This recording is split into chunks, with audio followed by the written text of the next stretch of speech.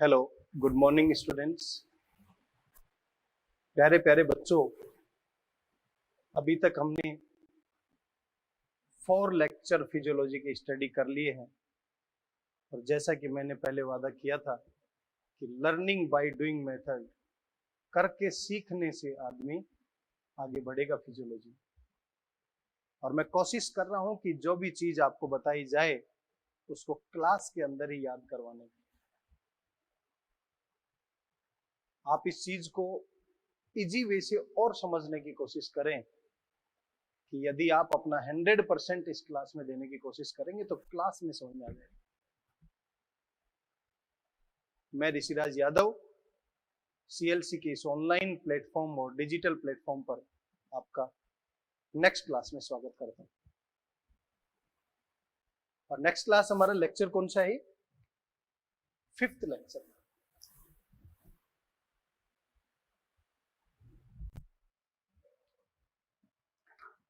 पहले मैं 4th lecture के लास्ट में क्या पढ़ा था उसके बारे में बात कर लेता हूं थोड़ी सी। हम नॉर्मल इंस्पिरेशन और नॉर्मल एक्सप्रेशन में कंपैरेटिव स्टडी कर रहे थे, उसके रूट के बारे में स्टडी कर रहे थे कि किस तरीके से इंस्पिरेशन में एयर अंदर जाएगी, एक्सप्रेशन में बाहर आएगी।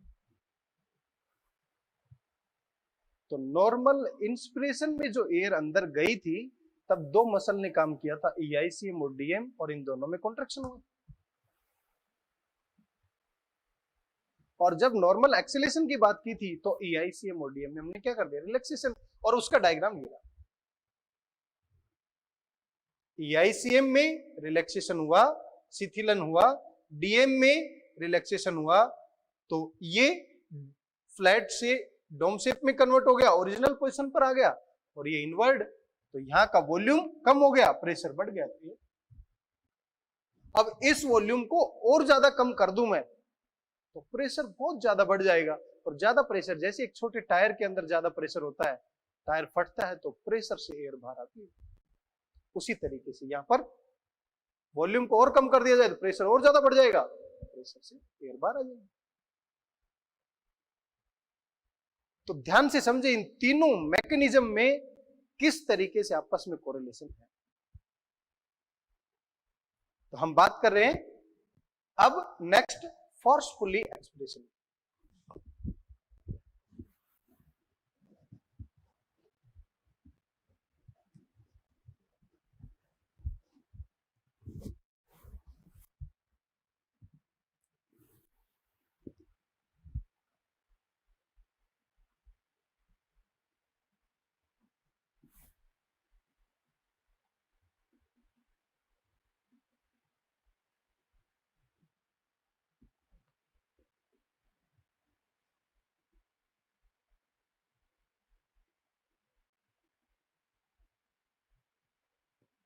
बलपूर्वक बाह्य शोषण। देखिए, बलपूर्वक बाह्य शोषण में क्या होगा? यहां पर कौन कौन सी मसल इन्वॉल्व होंगी? IICM, internal intercostal muscle plus am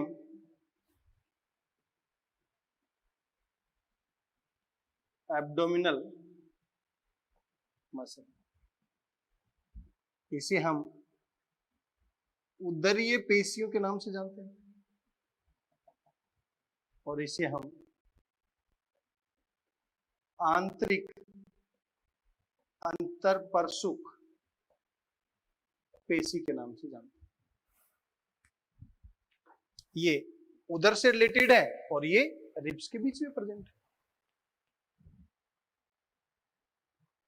अब यहां पर इनकी क्यों जरूरत पड़ी? क्योंकि नॉर्मल एक्सप्रेशन या सामान्य बाह्य शोषण में आपने देखा होगा डीएम और ईआईसीएम रिलैक्स कर चुकी, और कोई चीज रिलैक्स कर चुकी और ज्यादा क्या रिलैक्स करेगी? तो अब हमें क्या करना है? दूसरी मसल को इन्वॉल्व करना है कि जो कॉन्ट्रैक्ट करे। जो कॉन्ट्रैक्ट अब करेगी उससे वॉल्यूम कम होगा, और वॉल्यूम जैसे कम होगा प्रेशर बहुत ज्यादा बढ़ जाएगा, ज्यादा प्रेशर से एयर बाहर आ जाएगी। समझे इसको ध्यान से?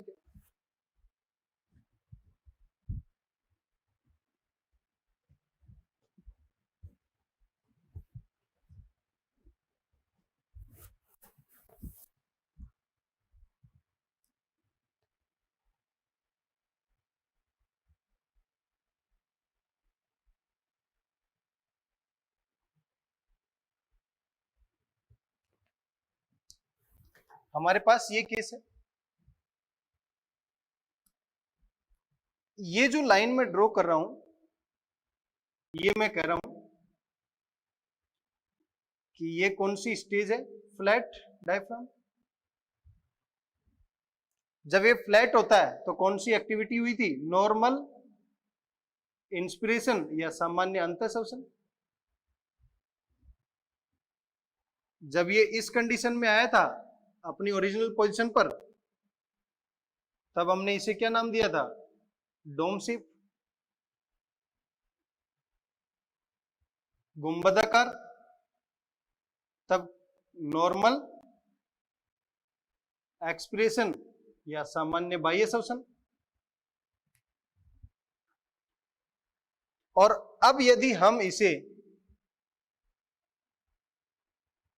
और डोम शेप में या और ज्यादा इसको अंदर की तरफ मूव करवा दें, तो मैं कह सकता हूं मोर डोम शेप या अत्यधिक गुंबदाकार। कौन कराएगा ये? एब्डोमिनल मसल में संकुचन होगा। क्या होगा यहां पर? एब्डोमिनल मसल में कॉन्ट्रैक्शन होगा बेटा। एक साइड से हमने क्या कर दिया, इसको यहां तक ले आए, तो ये वॉल्यूम कम हो जाएगा। अब हमारे पास यहां क्या है? Ribs.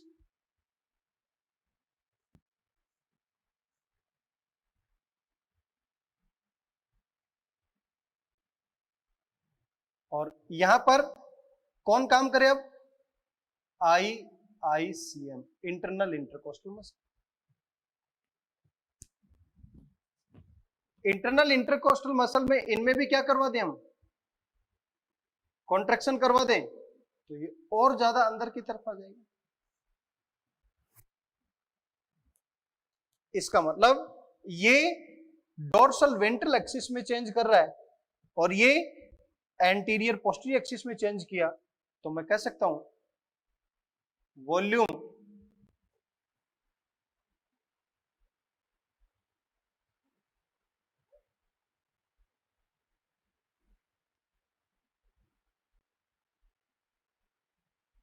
thoracic cavity and pulmonary cavity, जो इन दोनों का आयतन है, वक्षीय गुहा का आयतन और फुफ्फुसीय गुहा का आयतन मोर डिक्रीज्ड। तो मैं कह सकता हूं पल्मोनरी कैविटी या फुफ्फुसीय गुहा का दाब जो है, जो प्रेशर है, वो मोर इंक्रीज्ड। IICM ने डोर्सल वेंट्रल एक्सिस को चेंज किया, इसने एब्डोमिनल मसल ने ये चेंज किया। वॉल्यूम क्या हो गया? कम। आयतन क्या हो गया? कम। प्रेशर क्या हो गया? ज्यादा। तो मैं कह सकता हूं अब यहां पर जो एयर है, ये एरो ऊपर की तरफ जा रहे हैं, एयर यहां से फोर्सफुली आउट होगी। अब एटमॉस्फेयर में बलपूर्वक बाहर जाएगी।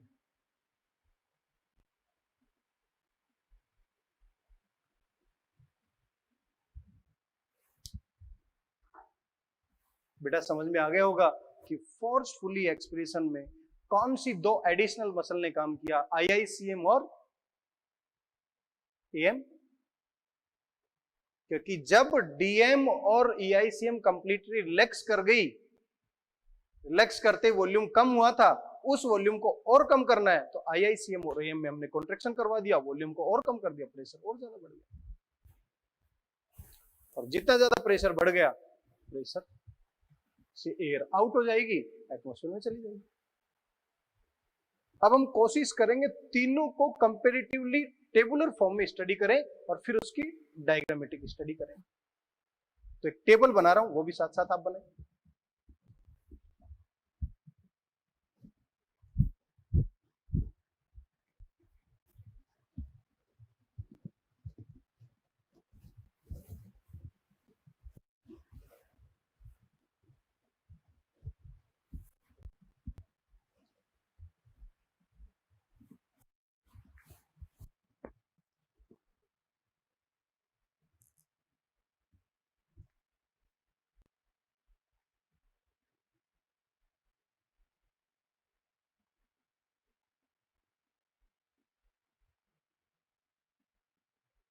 सामान्य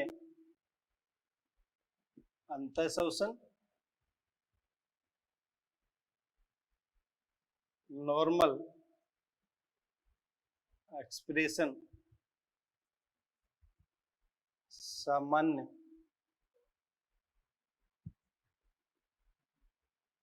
बाह्य श्वसन,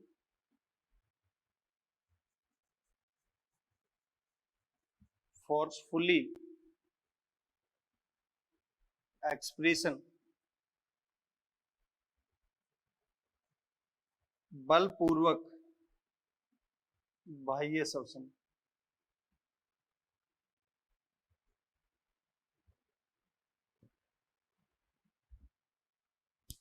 ये एक्टिविटी चल,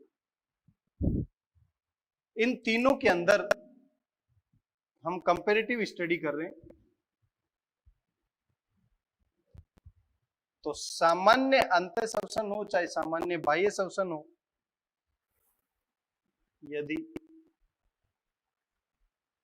इस टेबुलर फॉर्म में मैं ये बताऊं कि कौन कौन सी मसल इन्वॉल्व है,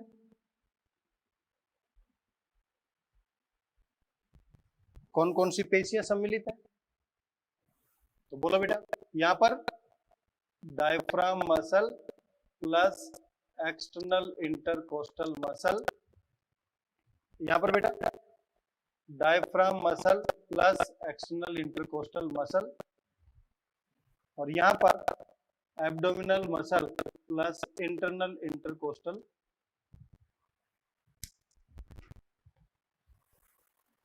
यहां तक सेटिस्फाइड है आप? आगे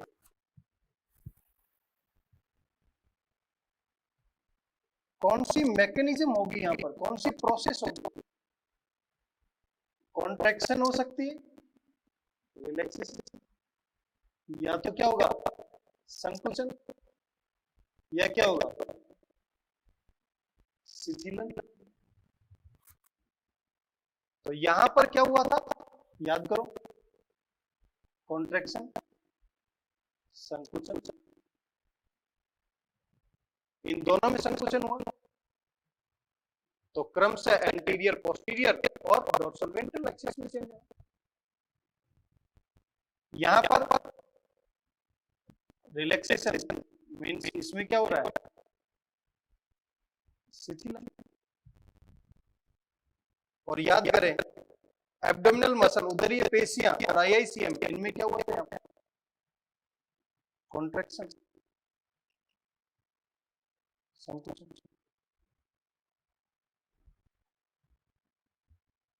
नेक्स्ट टेबल फॉर्म में हम क्या स्टडी कर रहे हैं, ये देख रहे हैं कि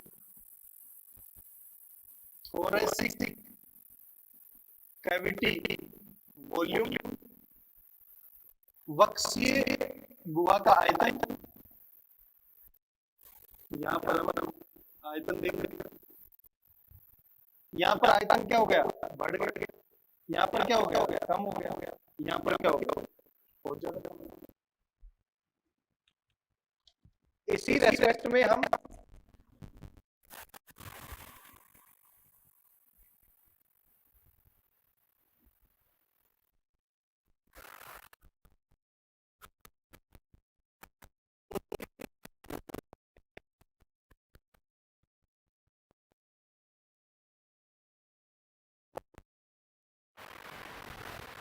सिमिलरली जब ये बढ़ेगा तो ये बढ़ेगा, ये कम होगा, ये भी कम होगा, और ये बहुत ज्यादा कम होगा, ये बहुत ज्यादा। और अब यदि प्रेशर की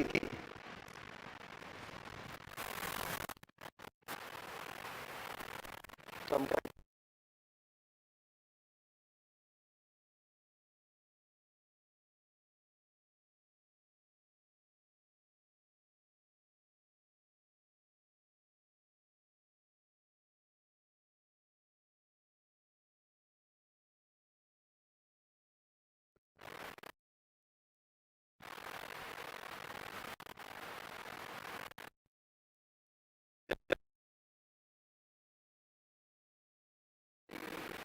यहाँ पर नॉर्मल, यहाँ पर नॉर्मल और यहाँ पर फोर्सफुली,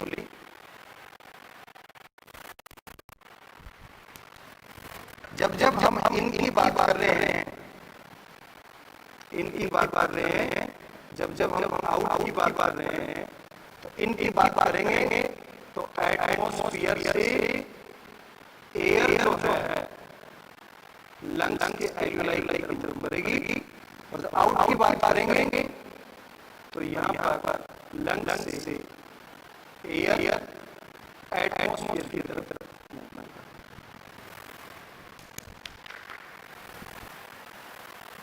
इस कंपैरेटिव स्टडी में हमें आप देखने को मिल रहा है नॉर्मल इनहेलेशन और normal acceleration, forcefully acceleration, main सामान्य अंतःश्वासन, सामान्य बाह्यश्वासन और बलपूर्वक। अब आपके दिमाग में यह आएगा सर ये तीन एक्टिविटी बलपूर्वक अंतःश्वासन नहीं होता है। अरे अंतःश्वासन में क्या करना पड़ेगा? वॉल्यूम को बढ़ाना पड़ेगा।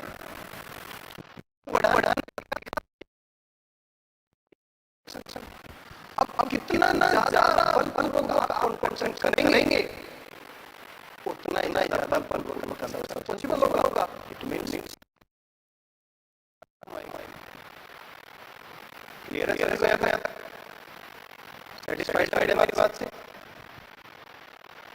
आज मैंने बताया अभी तक कि नॉर्मल इंस्पिरेशन का नॉर्मल एक्सप्रेशन कैलकुलेशन है, कौन सी मशीन बोल रहे हैं, फोर्सफुली एक्सेलरेशन और नॉर्मल एक्सप्रेशन कैलकुलेशन है, कौन सी मशीन बोल रहे हैं, किस तरीके से कॉन्ट्रैक्शन या रिलैक्सेशन पॉसिबल होगा, कैसे कैसे ग्रेविटी वॉल्यूम में चेंज होगा, कैसे पल्मोनरी वॉल्यूम फुफ्फुस का आयतन चेंज होगा, कैसे कैसे प्रेशर से चेंज होगा, और कौन सी एक्टिविटी वहां पर देखने को मिलेगी।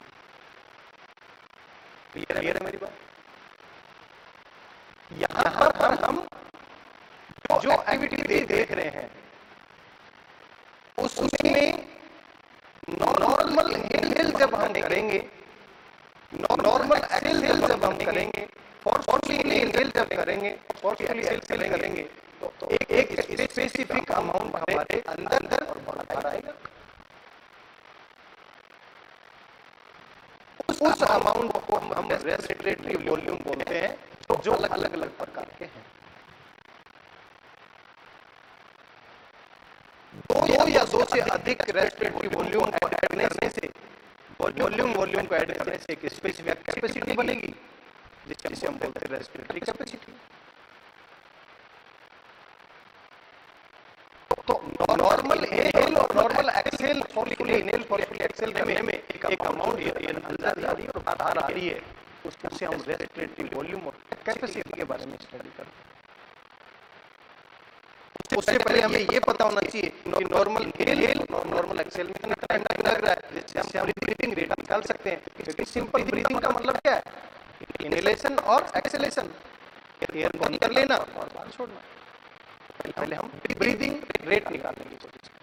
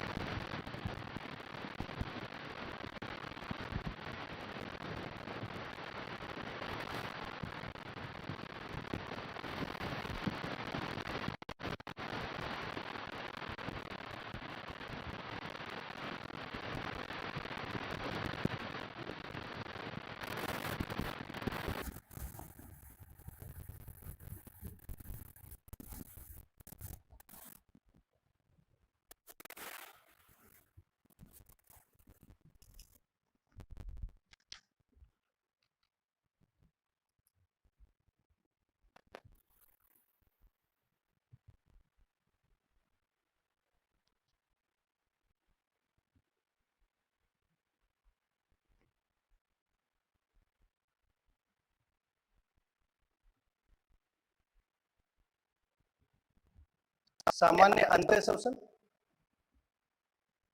2 सेकंड का टाइम लगता है। This is active process. Active means energy required हो। नॉर्मल एक्सेलेरेशन प्रोसेस,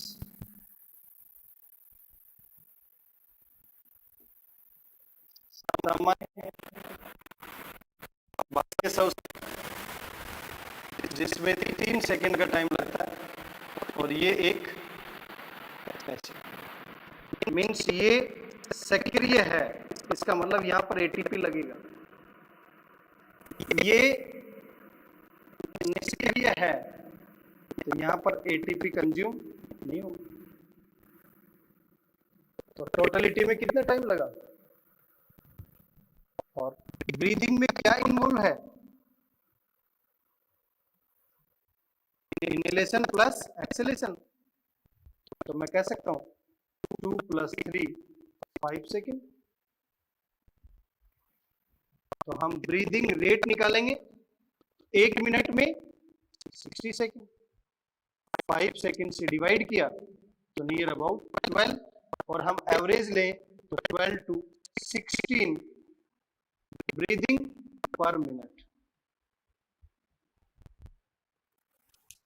ये हमारे पास ब्रीदिंग रेट है। और मैंने पहले भी बताया था ब्रीदिंग एक्वेटिक एनिमल्स में ब्रीदिंग रेट टेरेस्ट्रियल एनिमल के कंपैरिजन में बहुत फास्ट होती है। तो आपको ये भी पता लग गया कि ब्रीदिंग रेट क्या है। अब हम 3 चीजें पढ़ रहे थे अभी, नॉर्मल इनहेलेशन, नॉर्मल एक्सहेलेशन और फोर्सफुली एक्सहेलेशन। उसका कंपैरेटिव स्टडी में डायग्रामेटिक स्टडी देखते हैं कि किस तरीके से डायग्राम दे दिए जाएं बनाकर, तो आपको पता होना चाहिए कि कौन सा डायग्राम किसको रिप्रेजेंट कर रहा है।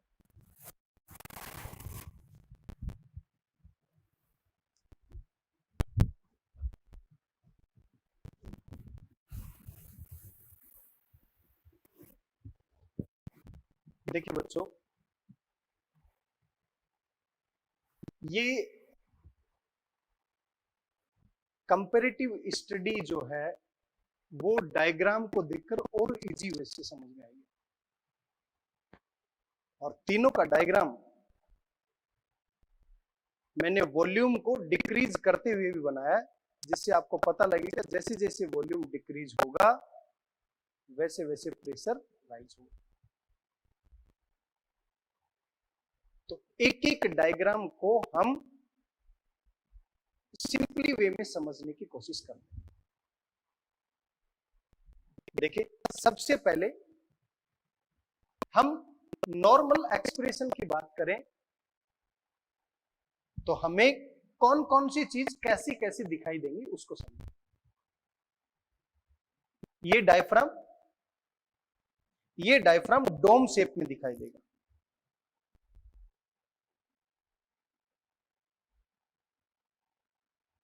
गुंबदाकार। और ये इसकी नॉर्मल पोजीशन है। इस टाइम पर क्या है? एक्सटर्नल इंटरकोस्टल मसल रिलैक्स है और डीएम रिलैक्स। और दूसरी बात देखिए, जब ये रिलैक्स है तो इसका एक स्पेसिफिक वॉल्यूम है। हमें इस वॉल्यूम को इंक्रीज करना है। इस वॉल्यूम को इंक्रीज करने के लिए हमें इस डायरेक्शन में आना पड़ेगा।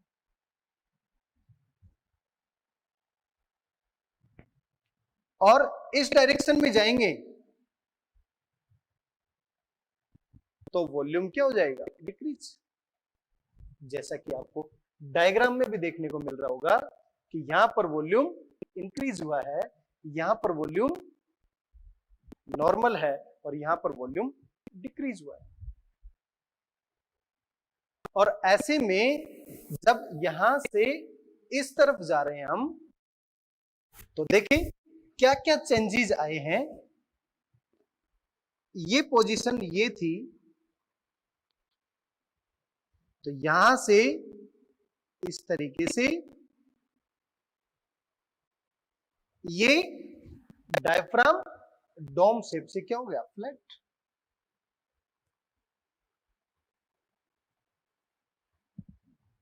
फ्लैट,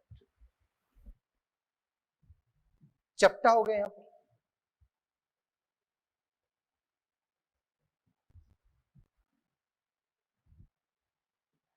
और यहां पर जो एक्सटर्नल इंटरकोस्टल मसल्स हैं, इनमें कॉन्ट्रैक्शन होगा तो ये रिबकेज आउटवर्ड मूव करेगी।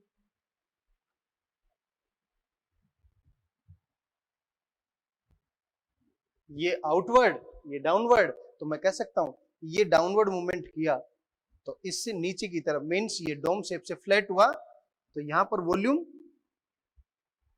राइज हो गया। तो मैं कह सकता हूं रेस्पेक्टिवली प्रेशर क्या हो जाएगा, कम हो जाएगा। अब यहां का प्रेशर कम है, एटमॉस्फेयर में प्रेशर ज्यादा है, एयर क्या हुई, नॉर्मल तरीके से इन। आपको चेंजेस पता होना चाहिए। इस डायफ्राम मसल में कॉन्ट्रैक्शन होने से इस एंटीरियर पोस्टीरियर एक्सिस में चेंज आया है, क्योंकि ये डोम शेप से फ्लैट हो गया है। ये आउटवर्ड मूवमेंट कर रहा है ईआईसीएम में कॉन्ट्रैक्शन आने से, तो ओवरऑल वॉल्यूम बढ़ गया है। बढ़ गया है तो यहां का प्रेशर कम हो गया, बाहर का ज्यादा प्रेशर था, इजी वे से एयर अंदर आ गया। इस केस में देखिए, जैसे ही डीएम में रिलैक्सेशन हुआ तो हमारी पोजीशन क्या थी, ये, और इस पोजीशन से मैं कह सकता हूं इस फ्लैट से वापस ओरिजिनल पोजीशन डोम शेप में आ गई। ईआईसीएम में रिलैक्सेशन होगा, ये भी अपने इनवर्ड मूवमेंट करेगा, तो यहां पर वॉल्यूम कम हुआ है। वॉल्यूम कम हुआ है तो प्रेशर ज्यादा, प्रेशर यहां पर ज्यादा हो गया तो नॉर्मल तरीके से एयर आउट हो जाएगी और एटमॉस्फेयर में चली जाएगी। क्लियर है यहां तक? दूसरी तरफ चलते हैं, ये वॉल्यूम बढ़ाने का तरीका था। अब ये तरीका जो है ये वॉल्यूम को घटाने का तरीका है। घटेगा कैसे वॉल्यूम? यहां पर जो मसल काम कर रही थी वो कंप्लीट रिलैक्स हो चुकी है, तो अब हमें उन्हें क्या करना पड़ेगा, यहां पर कॉन्ट्रैक्ट कराना पड़ेगा दूसरी मसल को, क्योंकि ये मसल तो रिलैक्स हो चुकी है। अब दूसरी मसल कौन काम करेंगे, ये पहली कंडीशन देखिए यहां पर फ्लैट, उसी कलर में मैं बना देता हूं, पहले इस कंडीशन में था,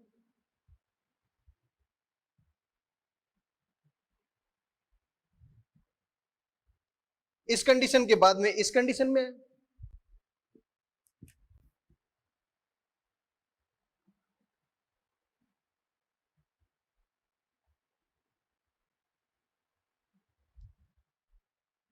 क्लियर? और अब इस कंडीशन से ये और इनवर्ड मूवमेंट किया, मींस अपवर्ड साइड में,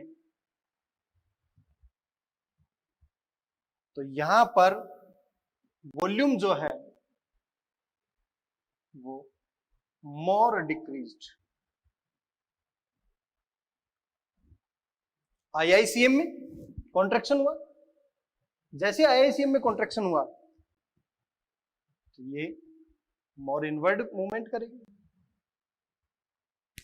इसका मतलब ये डोर्सल वेंट्रल एक्सिस में वॉल्यूम को और कम कर दिया, एंटीरियर पोस्टीरियर में तो इसने कर दिया, डोर्सल वेंट्रल में इसने कर दिया, वॉल्यूम बहुत ज्यादा डिक्रीज हो गया। तो मैं कह सकता हूं प्रेशर उसी रेस्पेक्ट में इंक्रीज हो गया। और आपको पता है V is inversely proportional to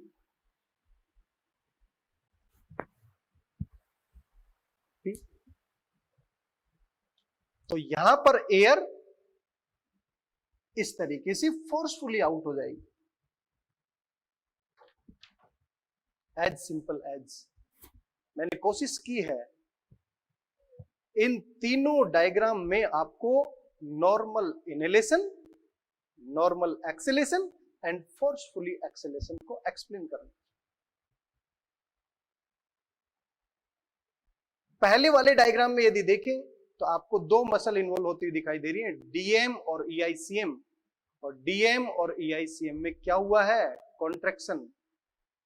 उसकी वजह से क्या हुआ? Thoracic cavity volume and pulmonary cavity volume बढ़ गया है, तो पल्मोनरी प्रेशर कम हो गया।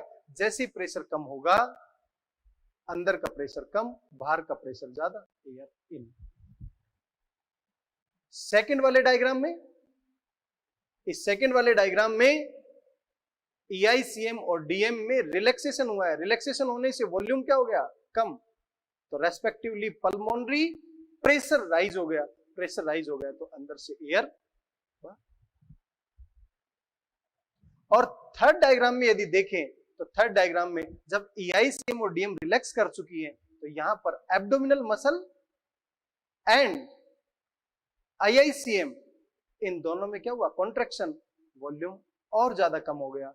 वॉल्यूम और ज्यादा कम हो गया तो मैं कह सकता हूं थोरेसिक कैविटी वॉल्यूम कम हुआ है, विक्सीय गुहा का आयतन कम हुआ है, तो रेस्पेक्टिवली पल्मोनरी वॉल्यूम भी कम हुआ है। और पल्मोनरी वॉल्यूम कम हुआ है तो अंदर का पल्मोनरी प्रेशर बहुत ज्यादा राइज हो गया, तो एयर फोर्सफुली क्या हो जाएगी? आउट।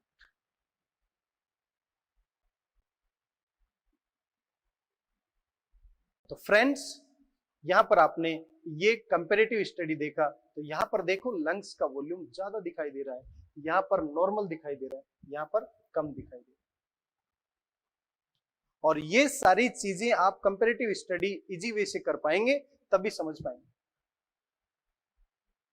जैसे बाबा रामदेव योग सिखाते हैं तो वहां पर ये सारी एक्टिविटी करनी पड़ती है ना, normal in, normal out, forcefully in, forcefully out. तो there are so many volumes,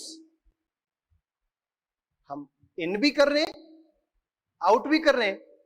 तो इस एक नॉर्मल वॉल्यूम और कैपेसिटी में क्या डिफरेंस है, और कितना वॉल्यूम हमारे शरीर में नॉर्मल में जा रहा है या फोर्सफुली में जा रहा है, कितना बाहर आ रहा है, इसके बारे में हम नेक्स्ट क्लास में बात करेंगे।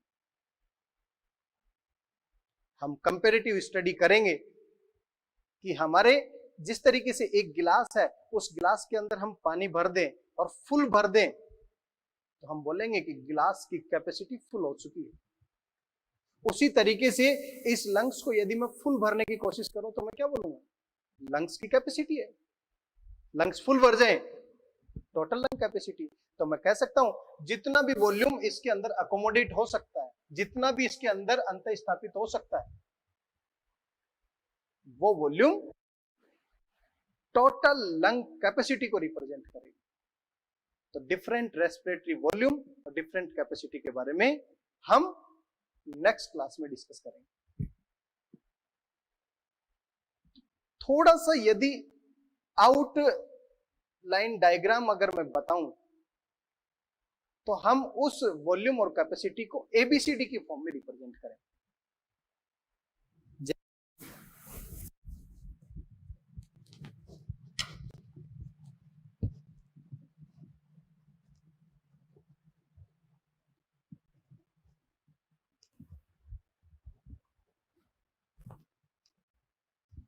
मेरे पास एक, ये मान लो गिलास है,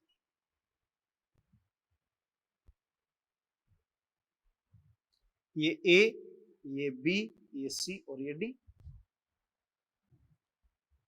और इसको कंपैरिजन में कर रहा हूं हमारे लंग्स से। तो मैं कह सकता हूं यहां ए, या बी, या सी और यहां।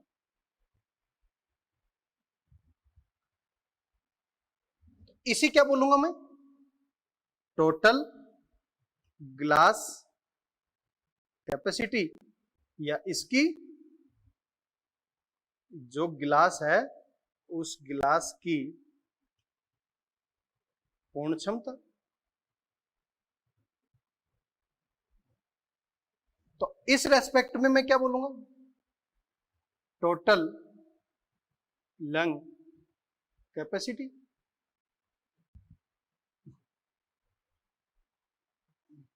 पूर्ण फुफ्फुसी है, समझा? तो इस तरीके से ये A एक वॉल्यूम है, B एक वॉल्यूम है, C एक वॉल्यूम है, D एक वॉल्यूम है। तो मैं कह सकता हूं A प्लस B एक कैपेसिटी बन जाएगी, B प्लस C एक कैपेसिटी बन जाएगी, C प्लस D एक कैपेसिटी बन जाएगी, B plus C plus D एक कैपेसिटी बन जाएगी, A plus B plus C plus, ये एक सिंगल सिंगल तो क्या है, वॉल्यूम है। और जैसे मैंने 2 को ऐड किया, 2 को ऐड किया, 2 को ऐड किया, 3 को ऐड किया, तो ये क्या बनाएगा, डिफरेंट कैपेसिटी बनाएगा। इसके बारे में हम नेक्स्ट क्लास में डिस्कस करेंगे। तब तक के लिए बाय।